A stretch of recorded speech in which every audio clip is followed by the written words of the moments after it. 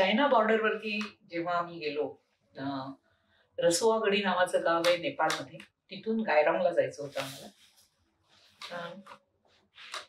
Car घेऊन तिकडे गेलो. त्यांनी आम्हाला सगळं सामान काढायला लावलं. सामानाचं सगळं त्या मशीन मधनं घातलं, काही त्याच्यात हे नाहीये ना म्हणून, आणि सगळं सिक्युरिटी ए टू झेड सगळं काढायला लावलं आणि ते पलीकडे नेऊन टाकलं. गाडी इकडे उभी केली आणि नंतर 3 तास जवळपास काहीच केलं नाही. आम्ही जवळ सगळं स्टँड स्टील, आम्हाला स्टँड स्टील होतं. आमचा गाईड जो होता तिथला तो जाऊन चौकशी करत होता. No no no, it will come म्हणून सांगत होता आम्हाला. म्हणजे आमचं ते कागदपत्र येत आहेत म्हणून. लास्टच्या 15 मिनिटांमध्ये त्यांनी आमच्या जो गाईड होता, तेनझिंग नावाचा तिबेटियन गाईड होता, त्याला मारायला सुरुवात केली. त्याचं म्हणणं होतं की गाडी इथं तुम्ही ठेवू शकणार नाही कारण गाडीचे कागदपत्र आलेले नाहीये.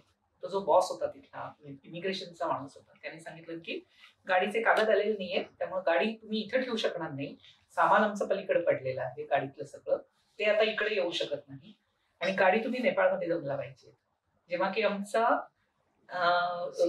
केवळ सिंगल एंट्री विसा होता, त्यामुळे आम्हाला नेपाळमध्ये गाडी जाऊन लावता आली नसती. कल्पना करा की, आणि त्या माणसाला त्यांनी मारायला सुरुवात केली चायनीज लोकांनी. तो रडायला लागला आणि त्यानं तिथून हात जोडून मला सांगितलं की प्लीज काहीतरी करा म्हणून. आणि I could not control my self. मला माहिती होतं की मी जर का नेपाळमध्ये गेले तर कदाचित मला परत इकडे घेऊन देणार नाहीये. नेपाळवाल्यांचं गेट बंद झालेलं दिसत होतं मला, कारण अंतर जवळ होतं. त्यामुळे मी जर का त्या बाजूला गेले, नो मॅन लँड मध्ये थांबले आणि त्यांनी जर का गाडी आत नाही घेतली तर माझी गाडी नो मॅन लँड मध्येच राहणार आहे. त्याचं काही होऊ शकतं नंतर. सगळीकडनं हा प्रॉब्लेम होता.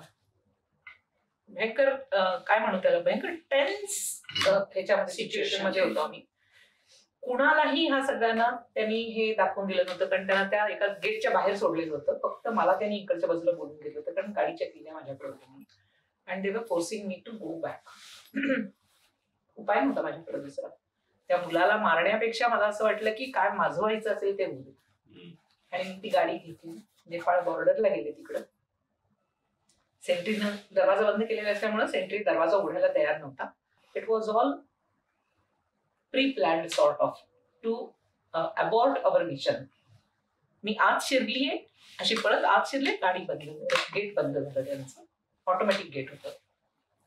गेलो तिकडनं, टॅक्सी केली, गायरॉंगला जाऊन एका हॉटेलमध्ये राहिलो. दुसऱ्या दिवशी परत यायच्या वेळेला मी सारखी तेनझिंगला विचारत होते की मला आता परत तिकडे कसं पाठवून देतील, कारण चायनाचा पण सिंगल एंट्री विसा होता. माझ्या जर का पासपोर्टवरती त्यांनी थप्पा मारला परतीचा तर मी इकडेच येऊच शकणार नाही आणि नेपाळ मला घेणार नाही आतमध्ये, कारण त्याची पण सिंगल एंट्री आहे. फॉर्च्युनेटली जो नेपाळ बॉर्डरला जाणाऱ्या इमिग्रेशनचे 2 इमिग्रेशन असतात ना, एक जाण्यासाठीचा आणि एक येण्यासाठीचा, ऑफिसर वेगळा होता. त्यांनी मला त्यांच्या ऑफिसर्सच्या साईडला बोलवून घेतलं आणि त्यांनी तिथं सांगितलं की don't worry, don't go from this road, go from the other road. Officers जहां से जाते हैं वहां से you go out, follow the path of the officers road only, go to that gate, bring your car, I am here, don't worry about that.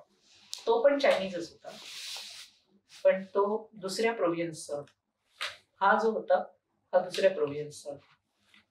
गेले, गाडी घेतली, परत आले तर जो कस्टम क्लिअरन्स वाला जो पार्ट असतो गाडीचा करण्याचा, आणि सीपीडी म्हणजे कार्नेट दाखवून देऊन क्लिअर करण्याचा, तो माणूस माझ्यावरती चिडला. Since yesterday your papers are lying here, today you are bringing the car, why it is so? No, my papers were not there, that is why your officer told me. मी पण भांडले त्याच्याशी, उपाय नव्हता माझ्याकडं. मरायचं असेल तर मग म्हणलं भांडूनच मरावं. हे जेव्हा त्याला सांगितलं तेव्हा तो जो ऑफिसर होता तिथला, जो बसला होता कस्टम क्लिअरन्स वाला, तो हसला, कागद बंद केले, माझ्या हातात दिले, गो. छळायचं म्हणून